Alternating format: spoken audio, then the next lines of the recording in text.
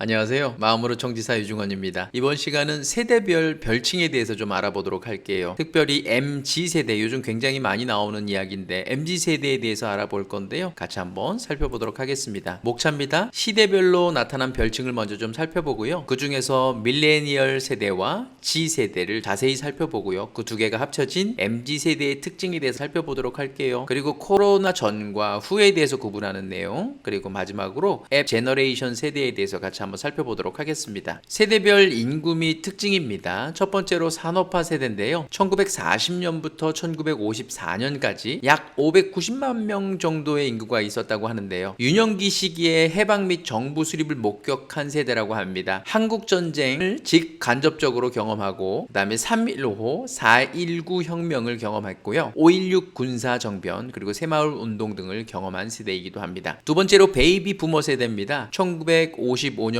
1963년 혹은 60년까지인데요. 약 710만 명 정도의 인구가 있었다고 합니다. 60년까지 보면 440만 명 정도가 됐다고 하는데요. 10월 유신을 경험했고요. 1, 2차 5.1 쇼크 그리고 고교 평준화 첫 세대가 되겠습니다. 빈곤과 고속 경제 성장을 함께 경험한 세대이고요. 수도권 과밀화 그리고 부동산 급등을 경험한 세대이기도 합니다. 세 번째로 386 세대입니다. 1960년대 그러니까 인구로 보면 약 850만 명 정도가 있었다고 하는데요. 5.18 민주화 운동, 그 다음에 6.10 민주항쟁에 앞장섰던 세대이기도 합니다. 정치적 이념을 중시하고요. 집단주의 문화를 중시합니다. 대학 입학 정원이 급증했던 시기이기도 하고요. 3조 호황, 그러니까 저유가, 저금리, 저달러를 경험한 세대이기도 합니다. X세대입니다. 1970년부터 1980년대까지 약 820만 명 정도의 인구가 추정이 된다고 하는데요. 성수대교하고 삼풍백화점이 붕괴됐던 시기입니다. IMF 외환 위기가 왔던 시기이기도 하고요. 개인주의 문화가 시작된 시기입니다. 학생 운동권이 쇠퇴했던 시기이기도 하고요. 조직에 비교적 수능적이고 개성을 중시하는 세대가 되겠습니다. 자, 밀레니얼 세대입니다. 1981년에서 1994년 그러니까 약 1080만 명 정도가 요 시기에 이제 분포해 있다고 하는데요. 저성장 시대, 취업난을 경험을 하고요. 글로벌 금융 위기, 조직 밖에서 자아 실현을 욕구하고 한일 월드컵이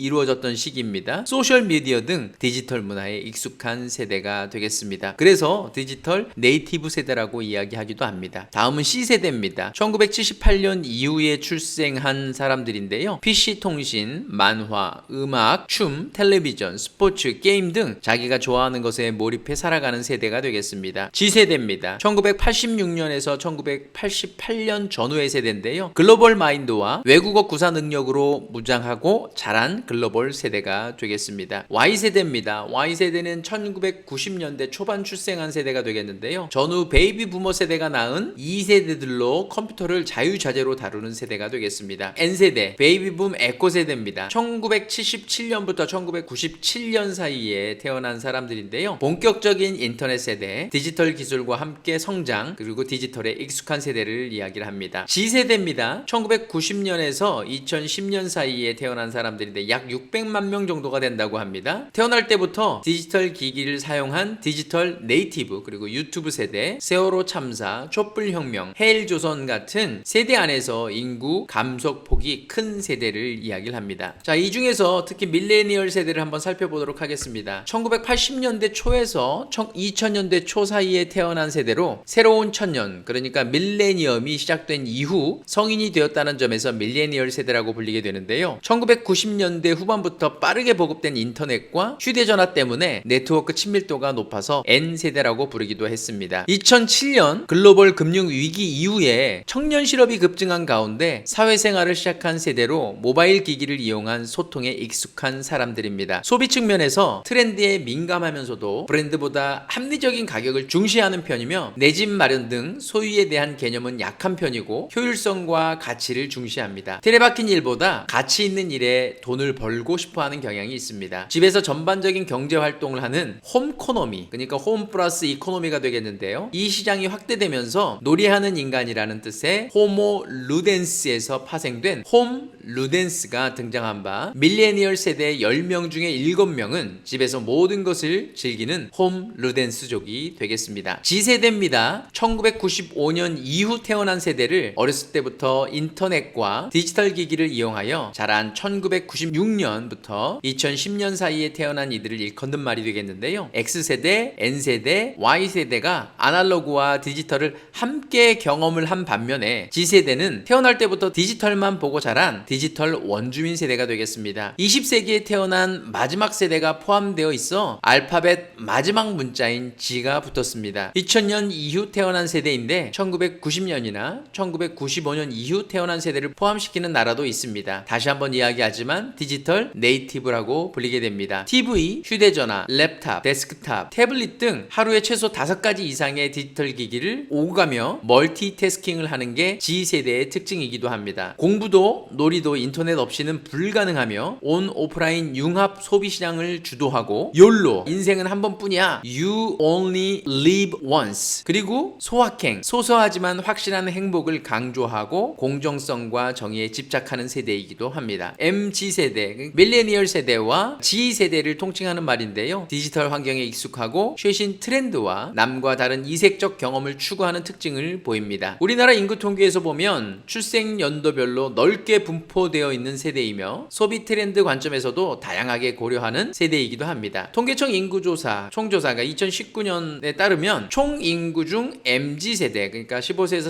39세는 33.7%를 차지해 3분의 1이 해당될 만큼 많은 수라고 합니다. MZ세대는 SNS를 기반으로 유통시장에서 강력한 영향력을 발휘하는 소비 주체로 부상하고 있습니다. MZ세대는 집단보다는 개인의 행복을, 소유보다는 공유를, 상품보다는 경험을 중시하는 소비 특징을 보이며 단순히 물건을 구매하는 데 그치지 않고 사회적 가치나 특별한 메시지를 담은 물건을 구매함으로써 자신의 신념을 표출하는 소비를 하기도 합니다. 또 자신의 성공이나 부를 과시하는 플렉스 문화를 즐기고 고가의 명품에 주저없이 지갑을 여는 경향도 있습니다. 자, BC세대와 AC세대를 잠깐 한번 볼 텐데요. 세대를 나누는 특징은 그들이 살았던 삶의 환경에 많은 변화가 있거나 그로 인해 가치관의 다양한 차이가 발생할 때 시대를 나눠 표현하는데요. 2020년과 2021년은 코로나19 바이러스로 인해서 그러니까 비포 코로나, 그 다음에 애프터 코로나로 나뉘게 될 정도로 엄청난 전염병 재난을 경험하고 있습니다. 앱 제너레이션 세대입니다. 앱 제너레이션 세대는 스마트 기기의 사용이 보편화되면서 다양한 애플리케이션을 통해 수시로 메시지를 보내고 SNS를 통해 사람들과 교류하고 가상과 현실을 오가며 정보를 공유하는데 거침없는 세대라 해서 앱 제너레이션 세대가 되겠습니다. 도움이 되셨길 바랍니다. 감사합니다.